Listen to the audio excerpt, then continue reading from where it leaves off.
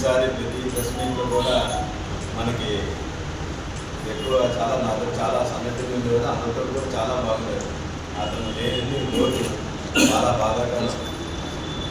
మనందరం కూడా అతనికి 2 నిమిషాలు మౌనం చెప్పింది. నెక్స్ట్ 2029లో ఉప ముఖ్యమంత్రి నేనే. ఆ బిస్కెట్కి ఆయన తోక ఆడించుకుంటూ విశ్వాసంగా వెళ్ళి ఈ సభలో ఆయన పాల్గొనడం, ఆయన మళ్ళీ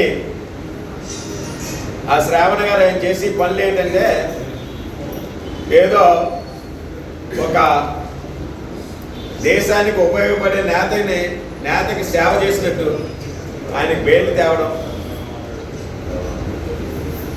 దానికి సంబంధించిందేమో ఇదంతా కారణం పవన్ కళ్యాణ్ గారని చెప్పడం. అసలు ఆయన జడ్జి అయ్యి ఉండి ఎటువంటి హుందాతనంగా ఉండాలి.